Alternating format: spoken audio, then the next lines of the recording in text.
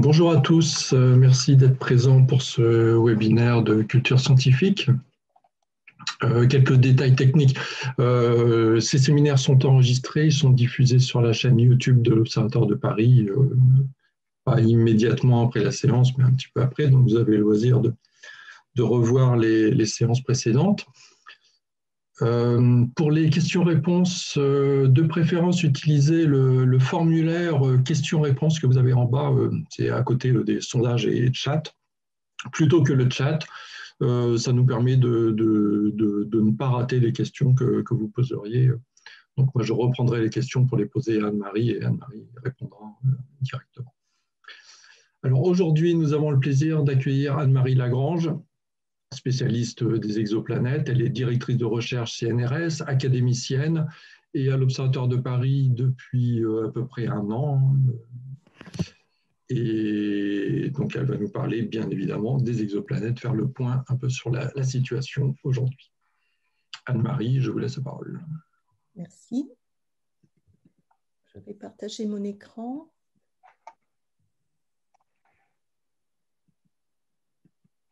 Donc, bonjour à tous et merci de m'avoir invité pour ce webinaire. Alors, je vais vous parler donc des exoplanètes, de ce qu'on appelle les autres mondes. La question de l'existence des autres mondes a été posée depuis bien longtemps. C'est une question millénaire. Hein. Mais ce n'est que depuis 25 ans, en gros, 30 ans, que l'on peut y répondre de manière objective, scientifique. Donc, avant de faire le point avec vous sur les connaissances actuelles et les défis des années ou des décennies suivantes, j'aimerais vous rappeler pourquoi nous, les astronomes, sommes tellement intéressés par ce sujet et vous montrer à quel point ce sujet est un sujet global qui touche à beaucoup d'aspects de l'astronomie en général. D'abord, nous souhaitons comprendre la formation des systèmes planétaires. On sait que les systèmes planétaires et les étoiles se forment à partir de condensation de gaz et de poussières toutes petites, submicroniques. Mais justement, on veut comprendre les étapes qui conduisent à ce gaz et à cette poussière, à des systèmes aussi structurés que par exemple le système solaire avec l'étoile au centre, le Soleil au centre. Dans le cas du système solaire, Mercure, Vénus, la Terre, Mars, donc des petites planètes solides près du Soleil et au-delà, Jupiter, Saturne, Uranus, Neptune, qui sont des planètes géantes, beaucoup plus massives que la Terre. Hein. Jupiter fait à peu près 300 fois la masse de la Terre. Donc, on veut comprendre comment tout ça s'est formé et s'est agencé. On veut voir aussi explorer la diversité des systèmes planétaires en termes d'architecture, l'ordre dans lequel les planètes sont faites, mais aussi en termes de diversité des structures elles-mêmes des planètes, soit de la structure interne, soit des atmosphères. Et on veut comprendre l'origine de cette diversité, bien sûr. On veut aussi connaître la fréquence des systèmes planétaires. Est-ce que le Soleil est un cas, le système solaire est un cas particulier ou est-ce qu'il y a beaucoup de systèmes planétaires et est-ce qu'il y en a qui ressemblent aussi à celui du Soleil? On sait qu'il y a des centaines de milliards d'étoiles dans notre galaxie, il y a des milliards de galaxies, comme on voit ici en bas, prises par le satellite Hubble. Combien y a-t-il de planètes? Et enfin, on veut essayer de voir est-ce qu'on pourrait détecter des planètes sur lesquelles la vie pourrait se produire, exister, et surtout comment détecter de loin donc, des signes de vie sur ces planètes.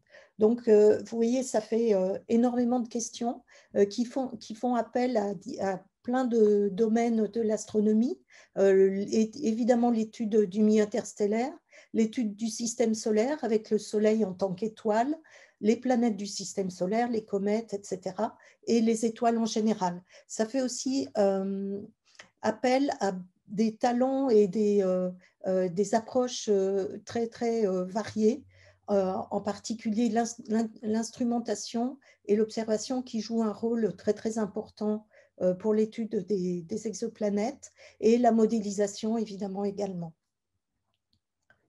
Donc, je vais essayer de faire un petit bilan avec vous de tout ça.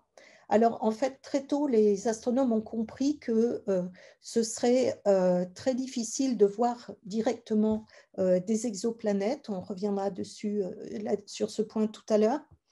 Et à partir de là, ils ont compris aussi que la meilleure façon de détecter des exoplanètes, c'était d'utiliser ce qu'on appelle des méthodes indirectes, c'est-à-dire qu'on ne va pas détecter la planète elle-même, mais on va détecter des petites variations, des caractéristiques, des comportements de l'étoile autour de laquelle les planètes tournent. Alors tout ceci est basé en fait sur les lois de la gravitation qui nous disent que lorsqu'une planète, comme on voit à gauche, tourne autour d'une étoile, en fait, elle tourne autour du centre de gravité de l'étoile et de la planète, et l'étoile elle-même tourne au même rythme que la planète, sur une distance, évidemment, une orbite beaucoup plus serrée, beaucoup plus petite, mais elle a un mouvement. Alors, soit on essaie de repérer le mouvement de l'étoile dans le plan du ciel, c'est l'objet de ce qu'on appelle l'astrométrie, mais c'est encore difficile et on reviendra dessus tout à l'heure. Soit on mesure les variations de vitesse de l'étoile liées à ce mouvement. Et c'est par cette méthode que la première exoplanète en orbite autour d'une étoile de type solaire a été détectée. On avait détecté avant des exoplanètes autour de pulsars. Donc, dans cette méthode qu'on appelle méthode de vitesse radiale, on va mesurer la vitesse de l'étoile par rapport à un observateur qui est là, et on va, de l'étude de ces vitesses qui seront périodiques à la période de l'étoile et de l'amplitude, on va détecter, on va mesurer la masse minimum de la planète. Alors évidemment, on traite avec de petits nombres. Hein. Jupiter donne une variation de vitesse du Soleil de 13 mètres par seconde en 12 ans, puisque c'est la période de révolution de Jupiter autour du Soleil. La Terre, elle, donne une variation de quelques centimètres par seconde en un an. Donc, ce sont des valeurs extrêmement petites à détecter, mais dès 1995, Michel Mayor et Didier Queloz ont détecté de telles variations autour de l'étoile 51 Pégase, avec des observations qu'ils ont faites à l'Observatoire de Haute-Provence. Alors, ce qui était intéressant dans cette détection, c'est que c'était la première détection d'une exoplanète autour d'une étoile comme le Soleil. Donc, ça a généré un énorme engouement et une chasse aux exoplanètes qui ne s'est toujours pas arrêtée. L'autre intérêt de cette observation qui a valu le prix Nobel de physique aux deux collègues en 2019, c'était que cette planète était une planète de masse minimum à peu près 0,5 fois la masse de Jupiter, donc une planète géante, mais qu'elle tournait autour de sa planète avec une période de 4 jours, parce que cette planète est située 100 fois plus près de son étoile que Jupiter. Et cette particularité-là mettait en évidence l'existence de planètes très différentes de celles du système solaire et a posé beaucoup de questions sur les modes de formation et surtout l'évolution le mode d'évolution des systèmes planétaires jeunes. Donc, ça a été vraiment, cette observation à deux titres, je pense, ça a été une petite révolution en astronomie. Alors, depuis ce temps-là, des progrès énormes ont été faits en matière de précision instrumentale, de capacité à détecter des petites variations de vitesse radiale. On voit sur la gauche la détection de 51 Pégase B. Donc, il s'agit d'une planète d'une demi-fois la masse de Jupiter autour d'une étoile de type solaire. Et en 2016, la détection avec l'instrument HARPS, qui lui donne une précision de vitesse d'à peu près 1 mètre seconde. Il a été installé en 2003 sur le le télescope de 3,60 m de l'ESO, on voit qu'on est capable de détecter des variations de vitesse à peu près 100 fois plus petites que celles qui avaient été détectées sur 51 Pégase B, sur 51 Pégase, et qui donnent lieu, et qui sont dues à des planètes dont la masse minimum est cette fois-ci de l'ordre de grandeur de la masse de la Terre. Alors, toutes ces deux planètes sont très proches, hein, un 20e d'unité astronomique, et la planète autour de Proxima du Centaure, que l'on voit sur la droite, tourne autour d'une planète géante, d'une planète qu'on appelle une naine rouge, donc une étoile moins massive que le Soleil.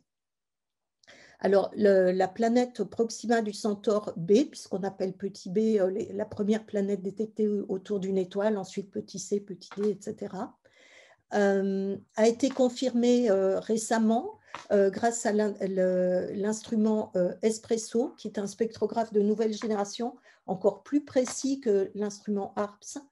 Espresso est installé sur le Very Large Telescope de l'ESO, et vous voyez à droite la courbe de lumière en phase, la courbe de vitesse radiale en phase de Proxima du Centaure B, et la qualité des données Espresso a même donc a permis de confirmer cette planète-là, et a même permis de proposer l'existence d'une planète de masse minimum encore plus petite, 0,3 fois la masse de la Terre, qui tournerait autour de Proxima du Centaure en 5 jours cette fois-ci. Donc, vous voyez des progrès absolument considérables qui ont été faits depuis la détection historique de 51 Pégase B. Et avec cette méthode-là, plusieurs centaines de planètes ont été détectées depuis 1995. Une autre méthode très importante de détection des exoplanètes est la méthode des transits. Alors, dans cette méthode-là, on mesure la lumière que l'étoile nous envoie, et si une planète vient à passer entre l'étoile et nous, elle va réaliser une petite éclipse qui va se traduire donc par une baisse de lumière envoyée par l'étoile, et la quantité de lumière occulte, la baisse de lumière va nous donner une information sur la taille relative de la planète par rapport à l'étoile. Alors bien sûr, on traite toujours de petits nombres. Pour Jupiter, la variation de lumière sera d'à peu près 1% tous les 12 ans, et elle va durer quelques heures. On voit sur la droite en bleu l'éclipse, la signature du passage de Jupiter devant le Soleil. Neptune, ce serait un peu plus petit, et la Terre, vous voyez, c'est en rouge, donc c'est très très petit. C'est 100 fois plus petit que la signature de Jupiter. Elle se produit tous les ans, mais elle est très rapide, quelques minutes. Donc, vous voyez encore une fois des chiffres très petits, des signatures très petites, mais néanmoins détectables. Et la détection historique d'un transit de planète a été faite par David Charbonneau en 1999. Et il s'agissait d'une planète qui avait déjà été détectée en vitesse radiale, mais qui, grâce à sa configuration, passait de temps en temps exactement entre la Terre et l'étoile. Et vous voyez le transit qui a été observé depuis le sol par Charbonneau. Alors depuis, de nouveau, d'énormes progrès ont été faits en précision, en particulier avec l'accès à l'espace. Le premier satellite était le satellite COROT, qui avait été détecté, qui avait été lancé par le CNES. Il a été suivi de Kepler, de TESS, de Khéops, et de nouveau à peu près un facteur 100 en amélioration de sensibilité. Vous voyez ici la détection, cette fois-ci, de planètes de l'ordre dont le rayon fait à peu près une fois le rayon de la Terre, alors qu'il y a 20 ans, c'était une fois le rayon de Jupiter. Il a même été annoncé la détection de lunes autour de certaines planètes, en particulier de Kepler 1625, mais les travaux récents montrent que probablement c'était une fausse détection. Alors, il y a énormément, des milliers de planètes ont été détectées par les observatoires spatiaux. Le sol n'est pas en reste et je montre là le système de 7 planètes autour de TRAPPIST, qu'on appelle TRAPPIST 1, qui a été détecté donc avec un télescope TRAPPIST installé au Chili. Donc 7 petites planètes autour d'une étoile très très peu massive. Et je vous montre en bas à droite des figures d'artistes de ces planètes qui parfois, nous les gens qui travaillons sur l'imagerie des exoplanètes, nous irritent un petit peu parce que la détection réelle, c'est ce que vous voyez sur la gauche, et les images d'artistes, il faut espérer qu'on puisse voir de super belles images aujourd'hui de planètes extrasolaires, et ce n'est pas le cas. Alors, je vous ai dit, l'imagerie directe des exoplanètes est quelque chose de compliqué.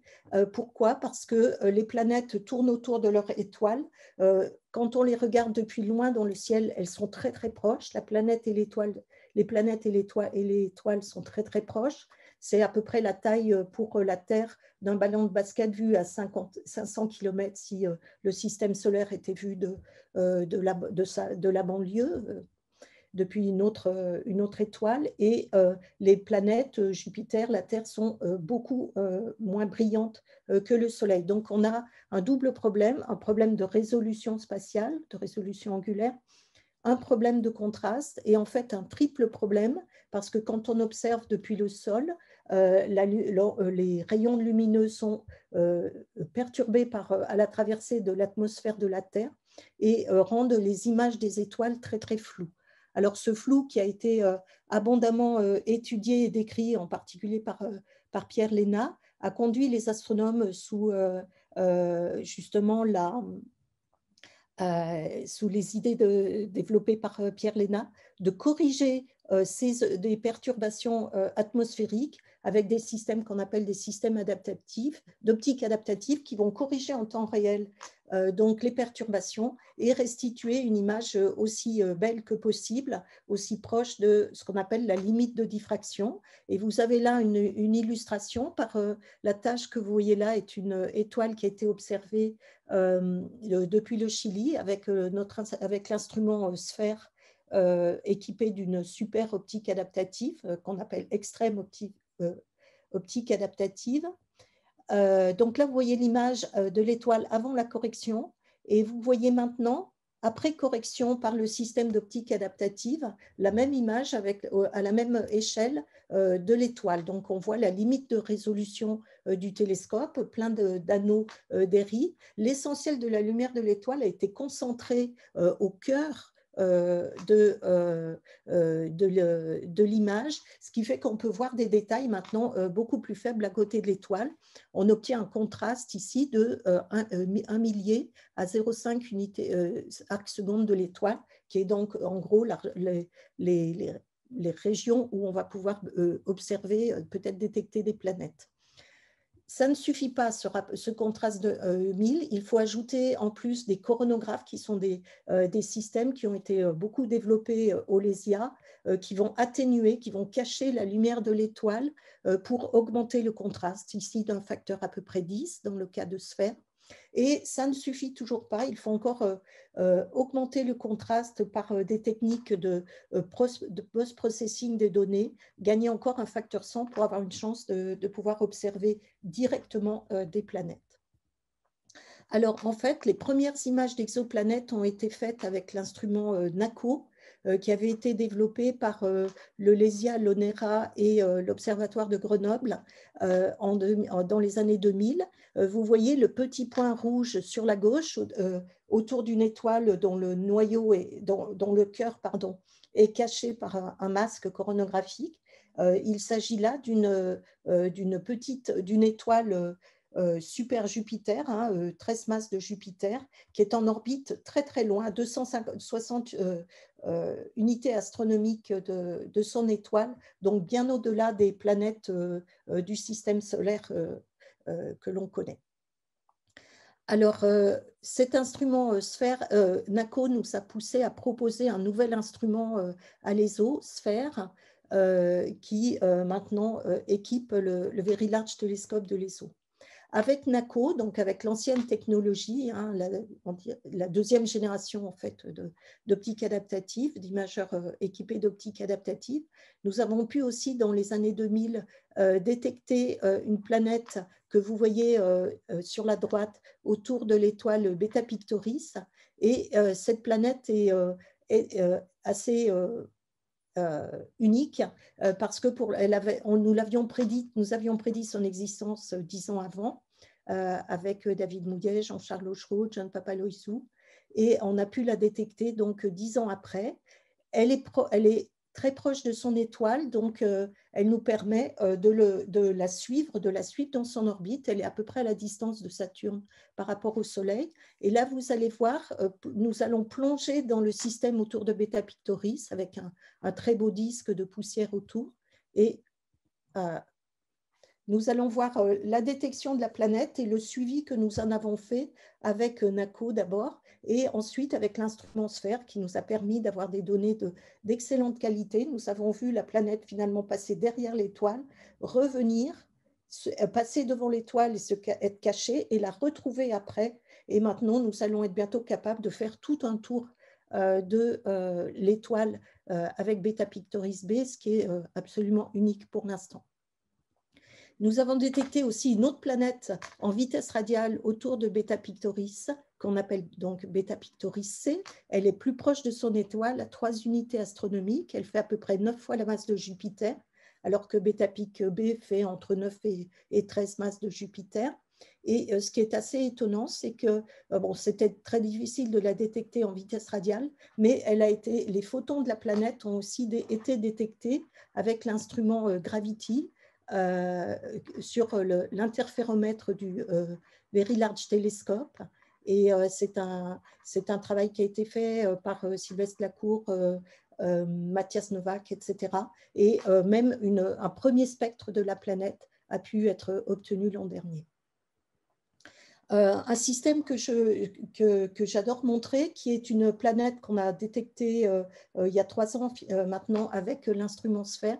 Il s'agit de PDS 70b, une petite planète que l'on voit ici dans son cocon de matière finalement, dans le disque de matière dans lequel elle a été formée. Alors il s'agit d'un système jeune, hein, vraisemblablement 5 millions d'années.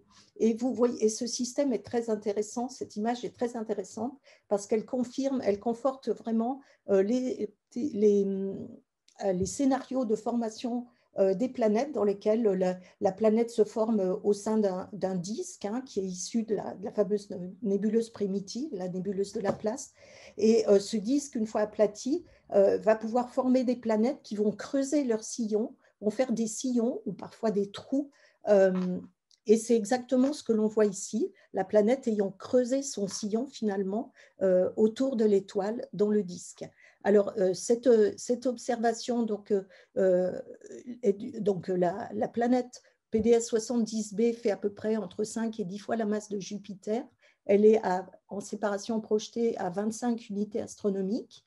De manière très intéressante, elle a été redétectée par l'instrument MUSE sur le VLT qui l'observait dans des raies d'émission de H-alpha, des raies qui sont des traceurs de l'accrétion. Et ce que l'image en haut à droite vous montre, c'est que cette planète est encore en train d'accréter de la matière sur elle. On assiste là vraiment à la formation d'une planète géante. L'instrument MUSE a aussi montré de manière très intéressante une autre signature d'accrétion en haut à droite et qui montre l'existence d'une deuxième planète encore en train d'accréter elle aussi. Un fait très intéressant, l'interféromètre radio ALMA a observé le disque autour de PDS 70. C'est l'image que vous voyez en bas à droite. Et elle a observé une petite émission qui est peut-être un peu difficile à voir de la planète PDS 70C, qui avait été détectée par MUSE, et en revanche, une émission très très faible, qu'on ne voit pas bien, mais elle est là, mais extrêmement faible, de PDS 70B. Donc, vous voyez que c'est un système absolument étonnant, avec au moins 2 planètes, il est bien possible qu'il y en ait d'autres, hein, mais que l'on voit en train réellement de se former. Donc ce genre d'observation, comme Beta-Pi, qui est un peu plus vieux, qui fait 20 millions d'années, nous donne vraiment des informations directes sur la façon dont les planètes se forment et interagissent avec leur milieu environnant. Un autre résultat très joli obtenu avec SPHERE est la détection d'un système planétaire avec deux planètes autour d'une étoile de type solaire que l'on voit ici avec des flèches. Et de nouveau, ces planètes-là sont très très loin, 160 et 320 unités astronomiques de leur étoile. Donc ça montre, il faut invoquer probablement des méthodes, des scénarios de formation des planètes différents de ceux qui sont invoqués pour la formation des planètes géantes du système solaire, ces planètes étant tellement loin. Alors, je ne résiste. Donc, voilà à peu près le panorama de toutes les planètes ayant été détectées, tout ce que nous appelons des planètes ayant été détectées autour des étoiles en imagerie directe. Il faut noter qu'il y a non seulement des planètes, mais aussi des naines brunes. Le nombre de planètes réellement détectées en imagerie directe est encore très, très petit. Je ne résiste pas au plaisir de vous montrer aussi ce que SPHERE a obtenu. C'est des images absolument extraordinaires des disques dans lesquels les planètes se forment. Et vous voyez que tous ces disques ont des structures, des spirales, des arcs, des trous à l'intérieur qui sont probablement dus, il y a peut-être d'autres explications, mais qui peuvent être dus à la présence de planètes autour de ces étoiles. ALMA fait des images très très proches en fait et qui montrent les mêmes structures autour de la plupart de ces étoiles.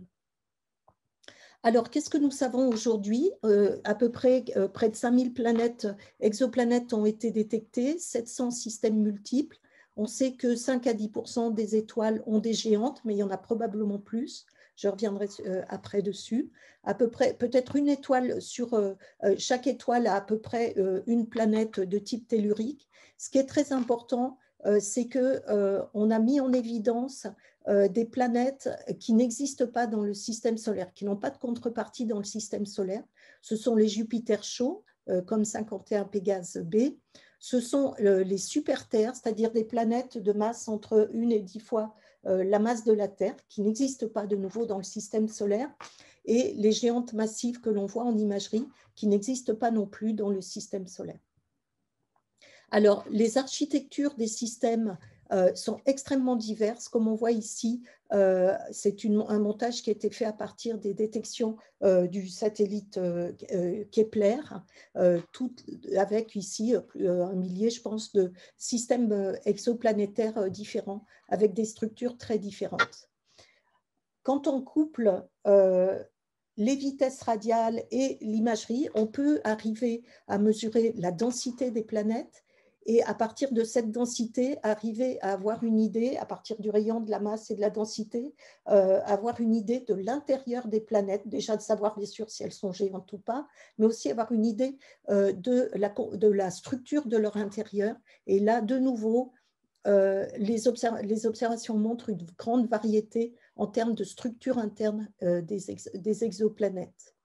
On commence à voir aussi une variété dans les atmosphères des exoplanètes, soit des planètes chaudes, des hot Jupiter que l'on a pu observer, comme on voit sur la gauche, avec des nuages, des brouillards. Et on voit aussi des planètes qui sont chaudes parce qu'elles sont près de leur étoile, elles sont chauffées par l'étoile. On voit aussi que ces planètes s'évaporent.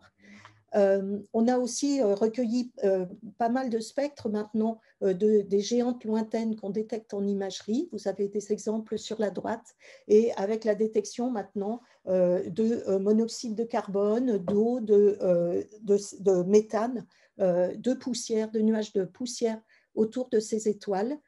Et cette étude de l'atmosphère des exoplanètes, je dois dire, en est à son balbutiement et va beaucoup évoluer dans les années qui viennent. Alors, vous voyez, on a commencé à répondre à pas mal de questions liées à la formation, à la diversité, à la fréquence des exoplanètes, mais il reste encore beaucoup de questions dans chacun de ces items. Et je vais décrire ici, pour terminer, deux défis qui me paraissent importants pour le futur. Il y en a d'autres, hein, bien sûr. Mais j'ai choisi d'en détailler deux. D'abord, de détecter des jumelles de nos planètes géantes, c'est-à-dire des planètes géantes qui soient dans la zone où l'on observe les planètes géantes autour du Soleil actuellement, donc entre 5 et 50, disons, unités astronomiques. Pourquoi? Parce que c'est intrinsèquement très intéressant, parce que ces planètes géantes ont une masse importante, c'est les planètes les plus massives, comme je l'ai dit, dans les systèmes, et elles vont avoir une influence très très importante sur la dynamique des systèmes, sur la façon dont les systèmes vont s'architecturer, en particulier les planètes de petite masse. Un système avec planète géante ou sans planète géante ne va pas évoluer dynamiquement de la même manière. Donc, ça va avoir une importance sur l'architecture finale des systèmes planétaires, peut-être aussi sur la possibilité de vie ou pas sur d'autres planètes. C'est des questions totalement ouvertes. Et donc, aussi, ça va nous donner beaucoup d'informations sur l'interaction entre, comme on l'a vu déjà dans le cas de PDS 70b, entre les planètes et la matière qui est autour. Alors, détecter des jumelles de nos géantes, c'est-à-dire des planètes semblables aux géantes de notre système solaire, c'est très difficile en fait. Pourquoi? Parce que les méthodes indirectes sont basées sur la révolution des planètes autour du Soleil. Donc, plus les planètes sont éloignées, plus il va falloir du temps pour pouvoir les détecter par les méthodes indirectes. Et alors, du coup, ça nous met une espèce de limite sur notre capacité avec les méthodes indirectes à détecter des planètes éloignées.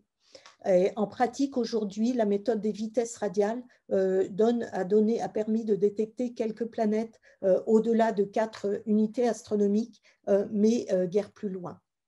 Et c'est embêtant parce que les planètes du système solaire, elles sont situées à Jupiter, la plus proche, à 5 unités astronomiques.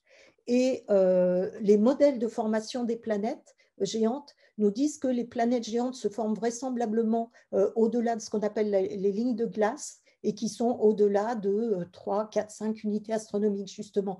Donc, on pense que l'essentiel des planètes géantes va se trouver dans ces zones-là. Donc, les vitesses radiales vont être très limitées, les transits aussi vont être très limités pour nous donner des informations sur ce type de planète. Gaïa, le satellite d'astrométrie lancé par l'ESA, qui est en train d'observer actuellement, de suivre de manière très précise la position des étoiles dans le ciel, de repérer ce qu'on appelle des anomalies de position, qui vont nous permettre de déduire la présence de planètes autour des étoiles. Donc, il sera capable de détecter des indices de présence de planètes jusqu'à peu près une dizaine d'unités astronomiques. De nouveau, on est limité par la durée de vie du satellite. Il caractérisera complètement des planètes jusqu'à 3 ou 4 unités astronomiques. Et au-delà, il faudra combiner les observations Gaïa avec l'imagerie directe. Je tiens à dire que Gaïa a un énorme potentiel, hein. Il va détecter plusieurs milliers de planètes géantes, pense-t-on. Et si on veut avoir des informations sur les planètes les plus éloignées, il faudra coupler avec l'imagerie directe. Alors, pour détecter des analogues de nos géantes en imagerie directe, on n'y est pas encore. Pour l'instant, les planètes qu'on détecte sont situées, Betapix à peu près, c'est la plus proche, hein, elle est à 9 unités astronomiques. En imagerie, typiquement, c'est à partir de 10 unités astronomiques pour l'instant qu'on est capable de détecter des planètes. Ce sont des planètes jeunes et très massives, plusieurs fois la masse de Jupiter. Donc, pour détecter des planètes moins massives et plus proches de leur étoile, il va falloir augmenter la résolution spatiale, soit avec le Extremely Large Telescope de l'ESO, qui est en construction actuellement dans le désert d'Atacama, télescope de 40 mètres de diamètre, et qui aura sa première lumière, on l'espère, vers 2026, soit utiliser des interféromètres comme celui du VLTI de l'ESO. Il va falloir aussi améliorer la qualité d'image et corriger encore mieux des perturbations atmosphériques et des anomalies, des aberrations optiques dans le télescope et l'instrument. Ça, c'est l'objet du projet Sphère Plus qu'on a proposé et, sur le Very Large Telescope à l'ESO et qui est mené par Anthony Boccaletti du LESIA. Soit aller dans le domaine spatial et le Roman Space Telescope qui va être lancé bientôt permettra de détecter probablement des jumelles des géantes aussi.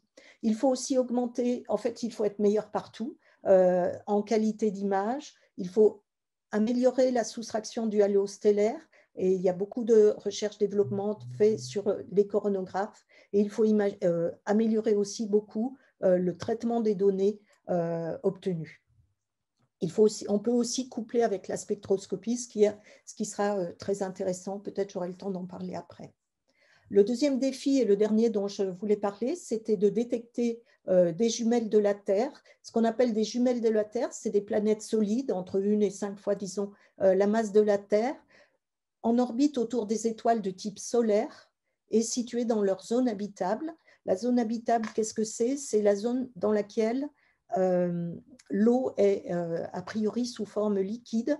Quand on est trop près de l'étoile, elle va être sous forme gazeuse. Quand on est trop loin, très loin, plus loin, elle va être sous forme de glace. Et il y a une zone dans laquelle elle va être sous forme liquide. Et on pense que ça, c'est une condition nécessaire, évidemment pas suffisante, hein, pour que la vie puisse se développer sur une planète. Alors, ce terme de zone habitable mène à un peu de confusion, mais bon, c'est celui qui est utilisé actuellement. Alors, dans les étoiles de type froide, comme les naines M dont on a parlé tout à l'heure, la zone habitable est située près des étoiles, donc c'est plus facile de détecter par les méthodes indirectes des planètes dans la zone habitable. Pour les étoiles de type solaire, la zone habitable est évidemment plus loin, et donc ça va être plus difficile, d'autant plus que pour les étoiles de type solaire, on est extrêmement gêné par l'activité. Alors, l'activité des étoiles de type solaire, on en a une idée grâce au Soleil, hein, et vous voyez que, au cours du... Voilà. Voilà. Le Soleil, vous le savez, à sa surface contient des taches et des plages. Alors les taches, vous les voyez au milieu, ce sont des structures froides à la surface qui font quelques dizaines de milliers de kilomètres. Il y a aussi à la surface du Soleil des granules qui sont beaucoup plus petites, hein, qui font quelques milliers de kilomètres. Et tout ça, ça bouge et ça crée des mouvements de convection pour la granulation. Les taches vont empêcher les mouvements. Il y a aussi, donc ça va gêner aussi, il y a aussi des éruptions à la surface du Soleil. Donc si on prend le Soleil, on se dit qu'est-ce qu'on verrait du Soleil? Est-ce qu'on verrait les planètes comme la Terre si on regardait le Soleil comme une étoile normale? Et ce qu'on a vu avec ma collègue Nadège Meunier, c'est que si on synthétise les variations de vitesse radiale du Soleil liées à la présence, à l'activité solaire, dans ce cas-là, rien que les taches, les plages et la convection, mais vous voyez que les variations de vitesse radiale sont très très fortes, hein, avec une amplitude de 8 mètres secondes sur un cycle solaire. Et la signature de la Terre, je ne sais pas si vous la voyez, mais c'est le trait vert que l'on voit ici. Donc, l'activité solaire est beaucoup plus importante que la signature de la Terre en vitesse radiale sur une étoile comme le Soleil. Donc, il faut absolument corriger de l'activité stellaire, et c'est ce que font les gens actuellement, essayer de trouver des critères pour corriger, ou bien il faut coupler avec d'autres techniques indirectes, ou bien aller vers l'imagerie. Donc, pour détecter les jumelles de la Terre, l'avenir, c'est probablement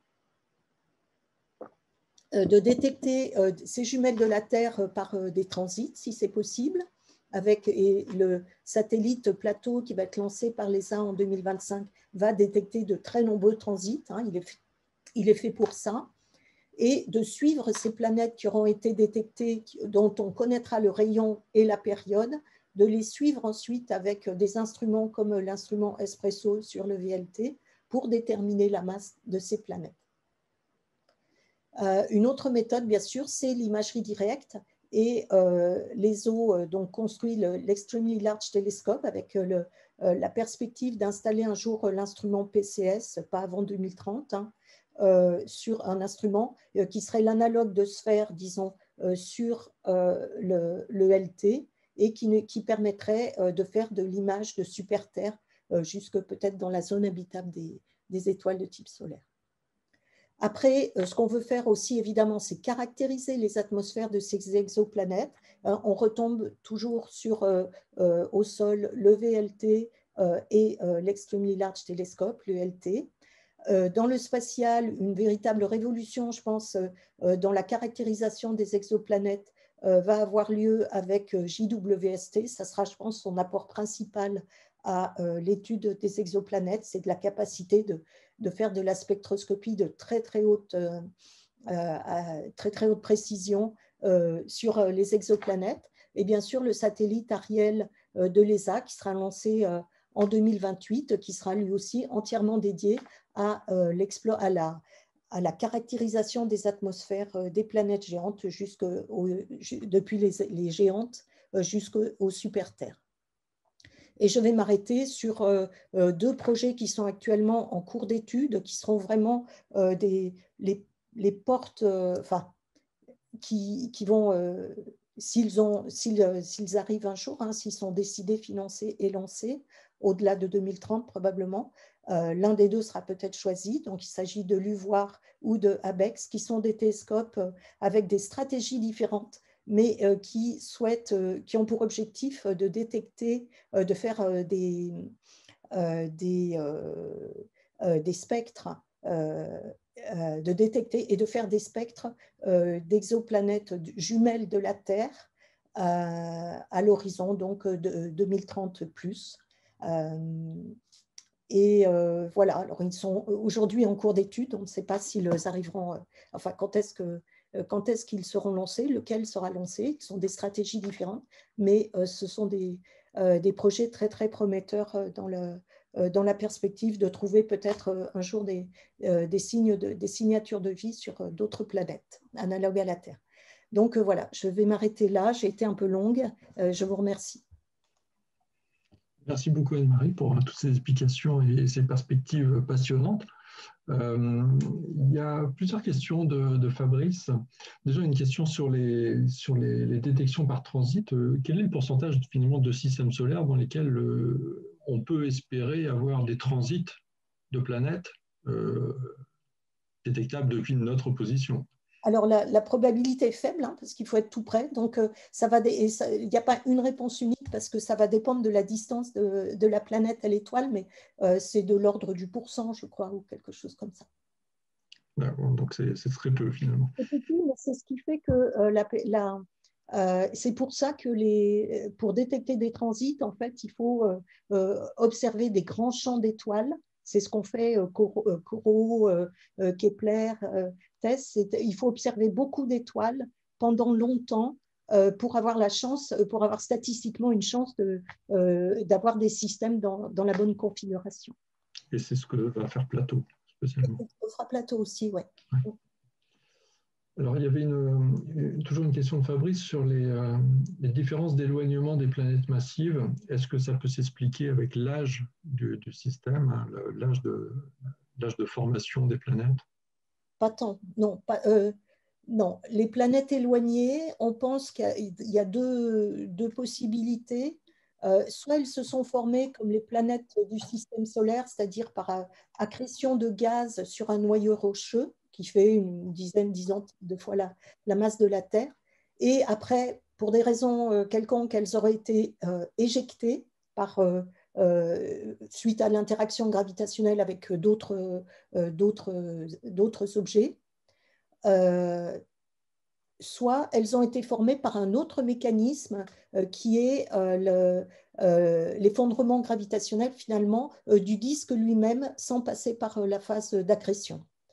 Et c'est le fait de trouver des systèmes planétaires loin comme ça a tendance à faire penser qu'il existe vraiment deux modes de formation des systèmes planétaires. C'est assez difficile d'imaginer que toutes les planètes qu'on voit très lointaines sont dues à des interactions gravitationnelles, soit du scattering entre planètes, soit le passage d'autres d'autres étoiles, pardon, près du système planétaire.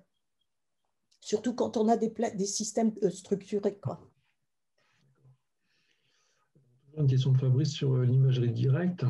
Est-ce qu'il y a des perturbations dues à l'étoile à corriger en dehors de la partie masquée par le coronographe? Je ne comprends pas ce que veut dire la question, en fait. Je ne sais pas si Est-ce qu'il y a des perturbations? Alors, je ne sais pas, par exemple, des perturbations de l'étoile autres que l'atmosphère corrigée par les coronographes. Comme j'ai dit, ce n'est pas que l'atmosphère, c'est aussi tout le trajet optique dans l'instrument. Je ne sais pas si c'est ça qu'il veut demander. Je ne suis pas sûr. Alors, je vais peut-être attendre qu'ils réagissent. Moi, j'avais une question. Vous avez très peu parlé de radioastronomie. Est-ce que c'est... Enfin, est-ce que c'est... J'ai fait le choix de parler des méthodes, j'aurais dû le préciser, j'ai fait le choix de parler des méthodes qui ont donné le plus de résultats jusqu'à maintenant de détection. Et je n'ai pas parlé effectivement de radioastronomie. J'ai juste parlé des pulsars comme ça au début. Et je n'ai pas parlé non plus des micro-lentilles gravitationnelles.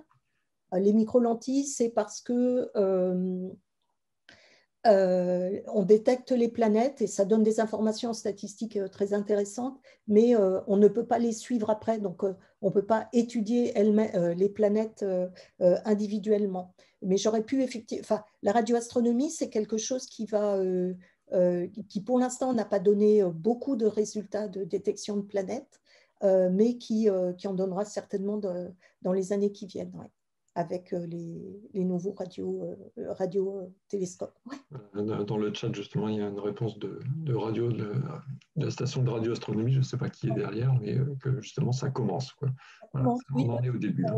Philippe Zarka vient d'avoir une ERC, me semble-t-il. C'est Philippe. Voilà, c'est justement Philippe qui disait ça. Voilà, il a raison. Moi, il n'y a pas d'autres questions, mais moi, je me posais une question. Donc voilà, là, on en est à peu près à 5000 étoiles découvertes. Là, vous avez parlé de projets jusqu'à 2030. Est-ce que le nombre va exploser de façon exponentielle ou sur le nombre d'étoiles détectées? Alors, le nombre va exploser, je pense, avec Gaïa. Ça va vraiment... on attend des milliers de planètes nouvelles. Donc là, ce ne sera pas exponentiel, mais on va vraiment augmenter d'un cran. Et après, il va falloir, c'est tous les instruments de grand survey. Donc, il y aura Plateau, Gaïa, Plateau, c'est vraiment des grosses machines à détecter beaucoup de planètes. Donc, ça va être. Et alors que, en fait, il y a deux types d'instruments. Il y a les machines à détecter, les grands surveys comme ça. Et puis, il y a les machines à caractériser, comme va être JWST, comme va être l'ELT. L'ELT, je pense, c'est pas sûr qu'il détecte énormément de nouvelles planètes, mais en revanche, il va être capable de les caractériser enfin, il va détecter des nouvelles planètes, celles qui sont les plus dures, par exemple, à imager.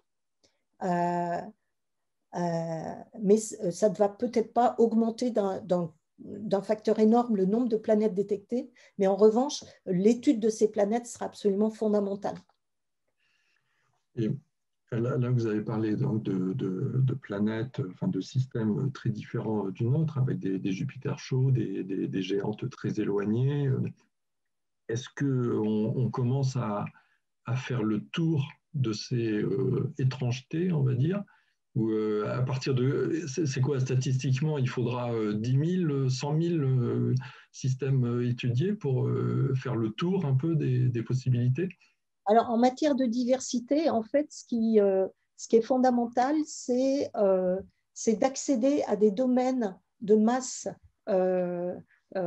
de masse luminosité, de masse distance auquel on ne peut pas accéder aujourd'hui. C'est pas tellement un problème de nombre, c'est un problème d'accès, je dirais. Alors, je ne sais pas si je peux arriver à arrêter mon... Voilà. Si on regarde les domaines avec les Jupiters chauds, les exotères, les superterres, les planètes géantes massives lointaines, vous voyez en fait tout ce qui a été détecté avec les méthodes, même avec l'antigravitationnel, vous voyez que les analogues du système solaire, on ne les a pas encore détectés, des planètes du système solaire. Donc il y a tout cet espace-là à étudier. Tout ce qui là n'a pas été détecté, n'a pas été étudié, il faut l'explorer. Et savoir combien d'objets on va trouver là-dedans, je n'en sais rien. Je pense que des planètes géantes, dans cette zone-là, on devrait en trouver. C'est simplement qu'aujourd'hui, on n'est pas capable de les détecter. En tout cas, les modèles théoriques les prédisent. Donc, il y avait une question de Frédéric à propos de Gaïa. Quand est-ce que Gaïa pourra délivrer toutes les exoplanètes qu'il détecte maintenant? J'imagine que c'est les observations de maintenant.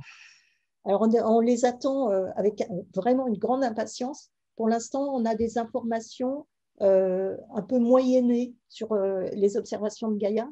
Donc, ça nous permet de contraindre un petit peu les planètes qui sont détectées par imagerie directe, mais c'est encore très, très marginal. Ça permet pour l'instant de contraindre, disons, les naines brunes ou les étoiles, mais pour les planètes, c'est encore limité. Il faut qu'on ait toutes les données individuelles qu'a prises Gaïa, et ça va être 2023 à peu près. D'accord. Alors, il y avait une précision de Fabrice à propos des corrections à faire. Il parlait de magnétosphère, des éjections et des perturbations que l'étoile peut créer au-delà de son rayon apparent. Est-ce que c'est des choses qui gênent à la détection, à l'observation? Non,